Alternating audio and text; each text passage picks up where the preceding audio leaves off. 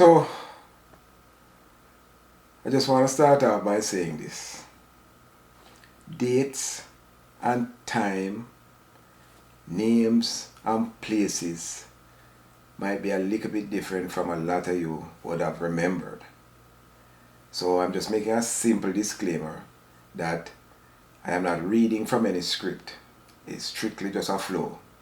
Alright? So maybe I don't get the dates and the time and the names and the places correctly. But I like the vibe, I like the feedback, because it has been a nice little back and forth with a few people talking about some events that I spoke about the last time around. Yeah man, so we're just going to continue with the same thing. Community, friends and family. Yeah man. So in any little community there, whether it's in Port Antonio or anywhere in Jamaica, you always have that one yard. That one yard that have a TV back in the day. Yeah, and I remember that one yard was Mr. Cunningham yard, Mr. Chippy yard, Miss Eva yard, Azzy and Tony and Errol and Lana and Cynthia and Neville and yeah man. And Zaf and Robert and everybody. With one TV, a telephone Ken TV, That time JBC only have one channel. So it's about 6 o'clock in the evening, national anthem, you see the little pattern. And see from the pattern come on, everybody start get up in the Friday night, Bonanza, High Chaparral, Alfred Hitchcock. Yes man. And people draw them chair or draw ground to sit down and call Mr. Cunningham and just place the TV right in front of the them on the veranda, but inside of the house still. So you have to strain your eyes, some man lean up on the fence, some who have little privilege can come up close up on the veranda, but for the most part out a door thing. So we have follow Bonanza and Alfred Hitchcock and Jack Palance and so on. And then by 11 o'clock TV sign off. But you used to have that one yard in every community where that one person have the opportunity to buy a TV. And a richness thing, I just say opportunity. So we gravitate to that one house at evening time. Everybody have their favorite show, but we know Friday night time a Bonanza. Yeah. So we leave primary school now and I teach field thing. The first thing happened to me at teach field, I can remember. There was a friend from out of Drapers. We used to call him Sagled, Junior Miller. Me and him catch a fight. It can't be more than the first week.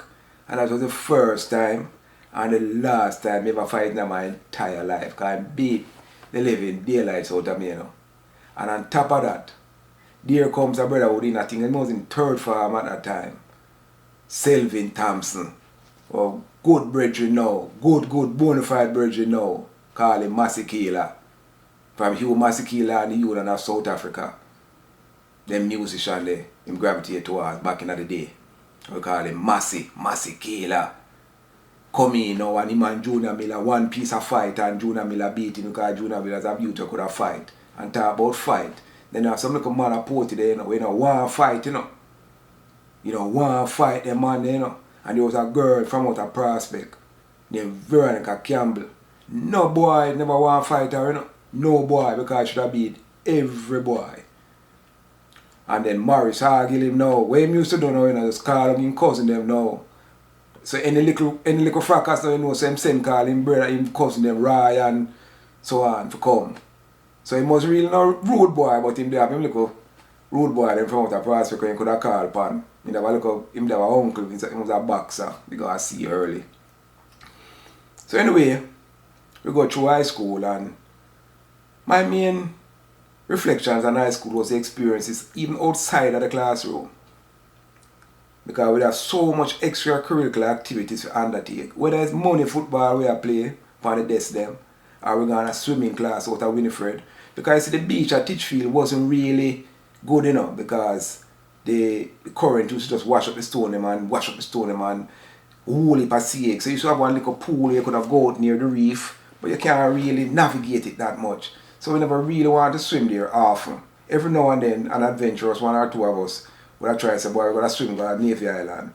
But boy, me couldn't swim that far. So I would have swim out to the reef where they drop off and then come back in. But they have some man who could have swim really, really well. Would have swim go over island and come back. And sometimes they even risk it when the boat in the harbour to come back over before the boat come in. That was a big, big, big deal. Or them jump off of the buoy over by Jamaica Reef. That time you have to walk on the side. Some very treacherous going on the side. I don't even know where that beach and they must have fixed it up now and call it some fancy name.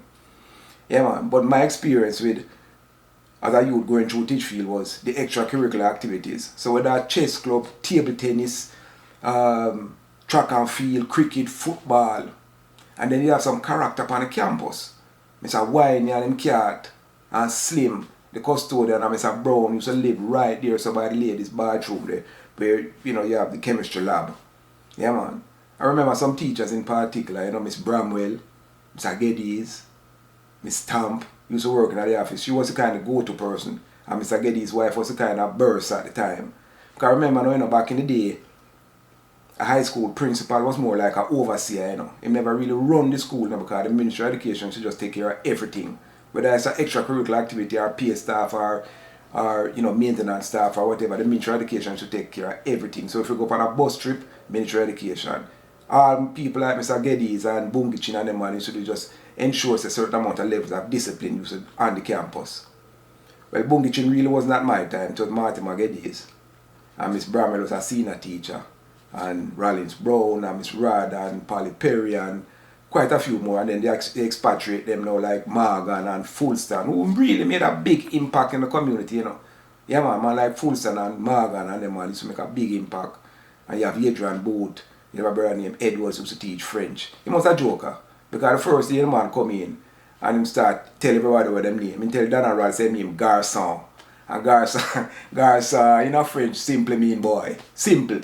And he pick out all kind of French word out of, I don't know where him get the word them from. And just name everybody said that as their name.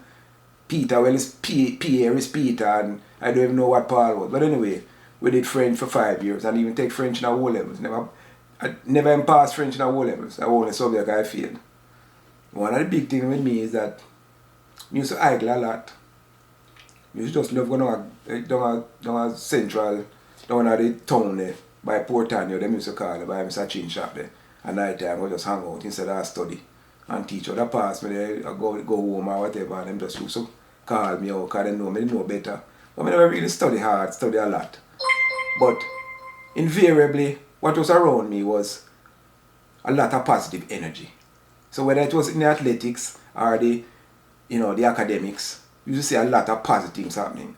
Because I used to be involved even in acting. Maybe I should have been a DJ because I used to just love follow the big sound. That time it was King Basco Hi-Fi. I remember now Taros and I and them sound, they was big in the town too, Yeah man. Bobby Goodall grew up with the sound system, with Matenta. So we had a big influence any which way you look at it. So whether it's music, whether it is singing and dancing, so much influence come out of the little town. And we can't lose sight of the fact that I remember I was mentioning earlier about the diversity.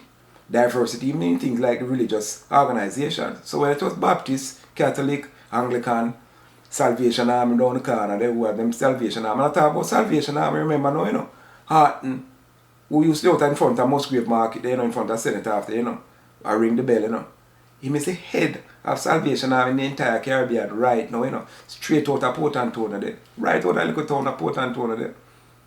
And then now you have, on the other hand now, with all the big church, you have the church that were started by individuals. We just actually call them by the name. They are primarily Pentecostal, but you have Mr. Pierre Church, you have Pastor Rose Church, and then developing out of Pastor Rose Church, you have Mr. Basin. And you remember now, you have some little lady up in the bush there now. You could have always heard my preach, but you don't know where to come from. And then once a month or so, you see a woman come down with her head wrap and a wheel and a ball. One a woman, them call them. Anything that will go wrong in the town, one a woman. And on top of that now, you have the iconic Alaja, who walk from up a Wayne Road, come down every morning, every evening, and wave him red, green and gold flag as a Rasta. First Rasta man we know. So there was that diversity, even in the way we worshipped. Not much diversity in the way we go to school, because the town is small. You had Port and you have senior school, you had primary school up by Prospect, and you have the Bumble, primary school. that were just feeder schools for the different high schools in the area. You know what I mean? So there wasn't that much diversity in terms of education, but in terms of the way people even just simply worshipped. And then the music scene was vibrant. Vibrant. You know what I mean? From up a Wayne Road. And then we have a compound. You have Club 22. And you have the club that stood all the test of time. All the big fancy club them come up with it. Roof Club, man. The original purple light club, you know. Talk about a fire hazard of the highest level. Roof Club. But trust me, vibes nice in that place. So our little town, rich in many, many ways. And I'm not going to touch, trust me, I'm not going to touch the soap operatic nature of our town. There are many stories, many stories, and you all know them. But this is not that kind of party. I will not be discussing anything on a personal level. I will just be speaking in general terms. So ladies and gentlemen, the story continues, and I will be touching on a few more items coming out of the town, because by this time now, after I reach like 5th farm, I'm going to 6th farm now. I decide what I want to do in my life. And by this time, we start getting new friends and we start charting a whole new course about our lives. And there was a youth who came into my life at that time, William Anthony Ferran, call him Waff, call him Bill, who to this day, my bona fide brethren.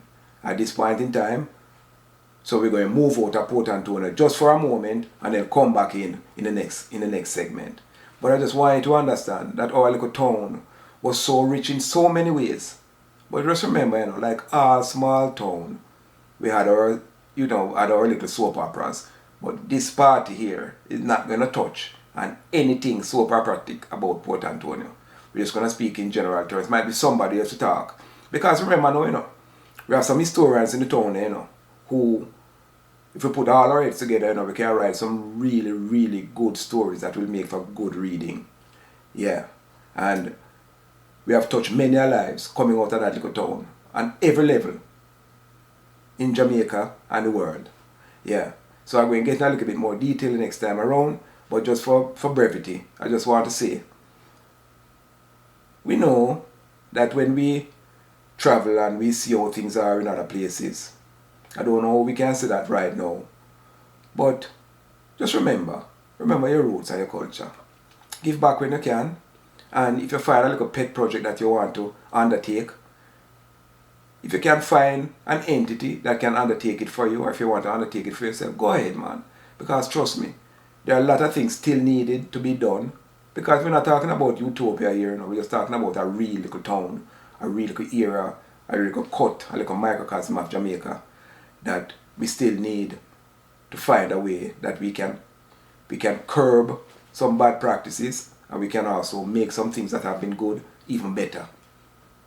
So once again, I thank you for supporting this little venture and this little journey. Wow, good.